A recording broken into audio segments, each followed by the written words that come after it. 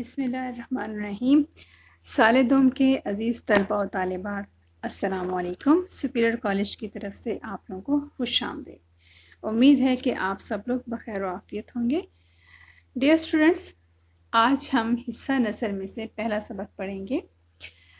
یہ سبق خلاصہ اور تشریح دونوں حوالوں سے بہت ہی اہم ہے۔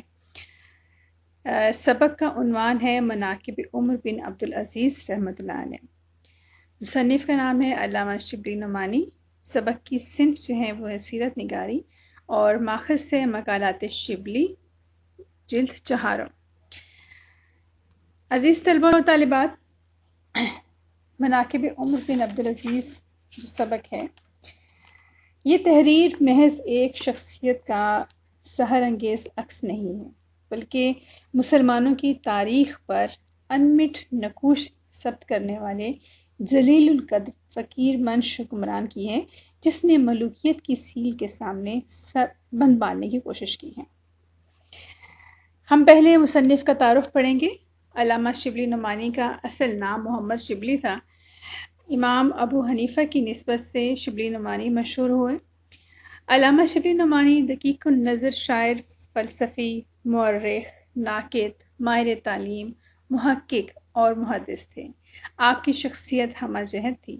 آپ کے فکر و فن کی حیثیت ہمہ گیر اور آفاقی ہے۔ آپ کی تحریریں دینی، سماجی اور اصلاحی ہونے کے ساتھ ساتھ ادبی حیثیت بھی رکھتی ہیں۔ آپ نے الفاروق، النعمان اور الغزالی وغیرہ لکھ کر سوانحی ادب کی بنیاد کو مضبوط کیا۔ تمام عمر تصنیف و تالیف میں گزار کر علم و ادب کا یہ آفتاب 1914 میں اعظم گڑھ میں غروب ہو گیا۔ عزیز طلباء و طالبات، مناقب منقبت کی جمع ہے، جس کا مطلب ہے شان و شوکت، تعریف، خوبیاں، اچھائیاں اور اوصاف بیان کرنا۔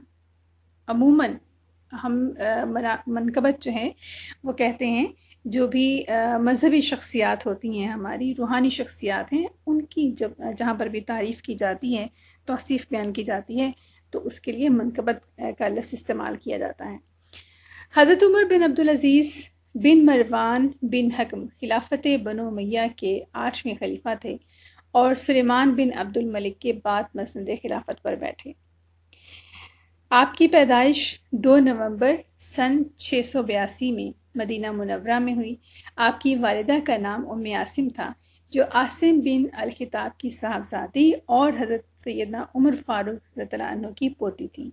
آپ کے والد 21 برس تک مصر کے گورنر رہے، یعنی ہم یہ کہہ سکتے ہیں کہ آپ کے خون میں فاروقی خون جو ہے وہ گردش کر رہا تھا۔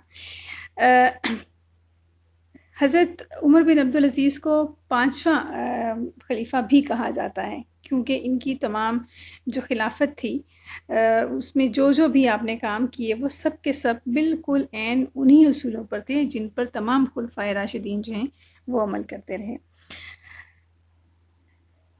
عزیز طلباء و طالبات، عمر بن عبدالعزیز عہد شباب میں اچھے سے اچھا لباس پہنتے تھے، دن میں کئی پوشاک تبدیل کرتے، خوشبو کو بے حد پسند کرتے، جس راہ سے گزرتے فضا مہک جاتی تھی۔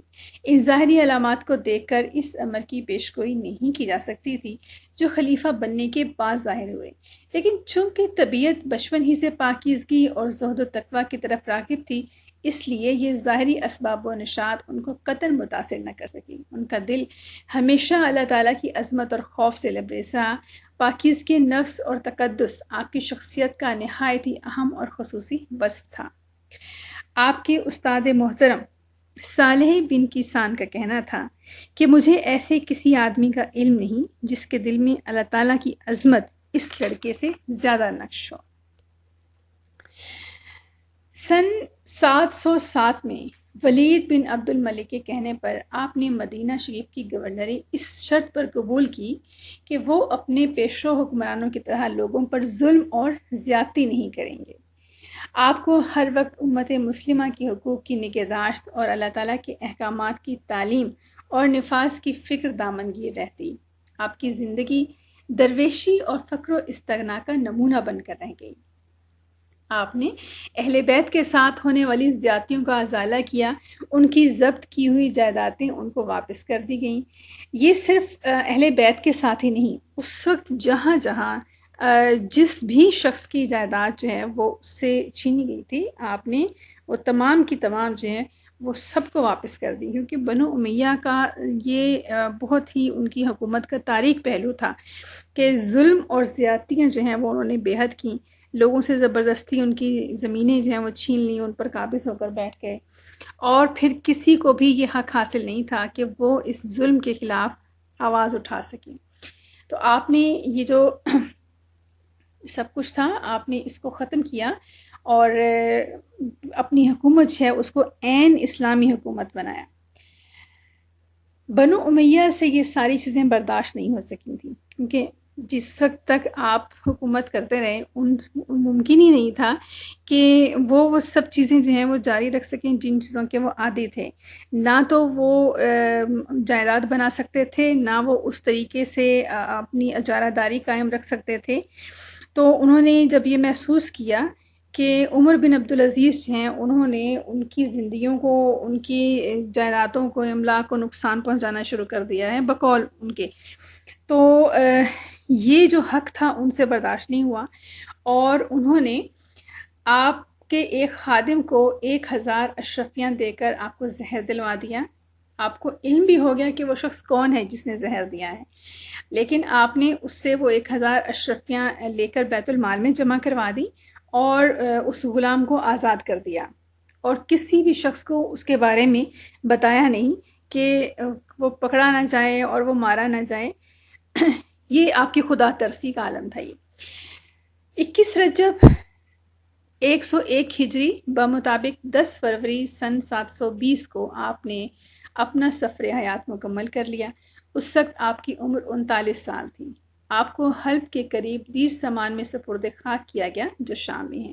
یہ جو جگہ تھی جہاں پر آپ دفن ہیں، یہ زمین آپ نے خود خریدی تھی، اور وہ عیسائی تھے جن سے آپ نے وہ زمین خریدی، گو کہ انہوں نے بہت اصرار کیا کہ ہم اس کا جو معاوضہ ہے وہ نہیں لیں گے، لیکن آپ نے زبردستی ان کو اس زمین کا معاوضہ جو وہ دیا اور ان سے وہ زمین خریدی۔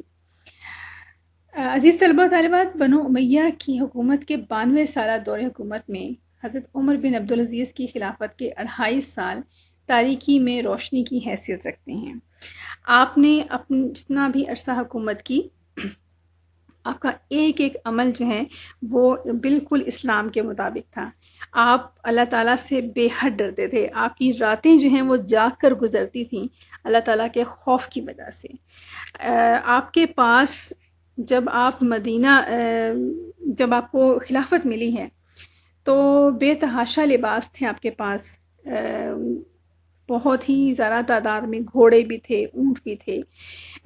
جب آپ مدینہ شریف سے آئے ہیں تو آپ کے جتنا بھی ساز و سامان تھا وہ تقریباً 70 گھوڑوں پر وہ آیا تھا، کیونکہ آپ انتہائی خوش لباس تھے۔ لیکن جیسے ہی آپ کو خلافت ملی تو آپ نے وہ سب کا سب جو ہے وہ ترک کر دیا، اپنی جو ضروریات زندگی ہیں ان کو زہد کی حد تک آپ نے گھٹا لیا۔ ہر چیز، یہ جو ایون لباس جو ہے جس سے آپ خریدا کرتے تھے اپنے لیے، تو 10,000 کے قریب بھی آپ نے لباس، 10,000 درہم کا لباس بھی خریدا، لیکن جب خلافت کے بعد وہی شخص لباس بیچنے کے لیے آپ کے پاس آیا تو آپ نے اس سے انتہائی کم، مطلب اسے یہ کہا کہ جتنی بھی کم قیمت پر یہ لباس ہو سکتا ہے مجھے وہ دیا جائے۔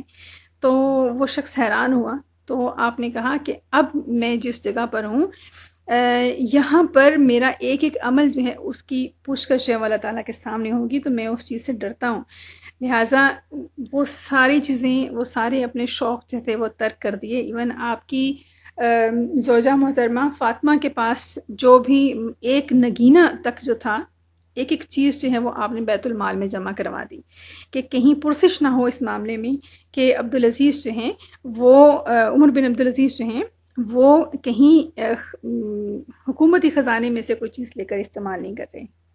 اللہ تعالیٰ کے خوف کا تقویٰ کا یہ عالم تھا۔ تو یہاں ایسی شخصیات کے بارے میں آپ لوگوں کو بتانے کا مقصد جو ہے وہ دراصل یہ ہے کہ مسلمان نسل جو ہے وہ اپنے ان اجداد کے بارے میں واقفیت حاصل کر سکے کہ اسلام کا اصل جو ہے وہ کیا ہے، وہ کون سی اصول ہیں کہ جن پر چل کر ہم اپنی زندگیاں، اپنی دنیا، اپنی آخرت جو ہے وہ ہم ان کو منور کر سکتے ہیں، ہم اللہ تعالیٰ کے ہاں مقرب ہو سکتے ہیں. ٹھیک ہے، تو یہ شخصیات جو ہیں یہ ہمارے لیے مشعل راہ ہیں. کہتے ہیں کہ فلک بھی چاہے تو ان کو مٹا نہیں سکتا، تو بھی چاہے تو روشنی ان کی گھٹا نہیں سکتا. کچھ ایسے چاند اترے ہیں اس بزم جہاں میں، زمانہ جنہیں مدتوں بھلا نہیں سکتا. تو ایسی ہی یہ شخصیت ہے. یہ اس سبق کا پہلا حصہ ہے. یہ جو پورا سبق ہے اس میں تشریح جو ہے وہ اس کی بہت اہم ہے، اور ایک ایک اس کا جو پیراگراف ہے وہ بہت ہی زیادہ وضاحت طلب ہے. لہٰذا یہ آج اس کا پہلا حصہ تھا. اگلا جو لیکچر ہوگا اس میں ہم اس کی سبق جو ہے وہ آگے پڑھنا شروع کریں گے، اور ساتھ ساتھ میں آپ کو بتاؤں گی کن کن شخصیات کا ذکر ہے، کن کن علاقوں کا اس میں ذکر ہے، اور وہ کون سی ایسی کارروائیاں تھیں جو آپ نے کیں اور آپ کے خلاف جو ہے وہ بنو امیہ اٹھ کھڑے ہوئے. تو اپنا بہت سا خیال رکھیے گا، اگلے لیکچر کا انتظار کیجیے گا. اللہ حافظ.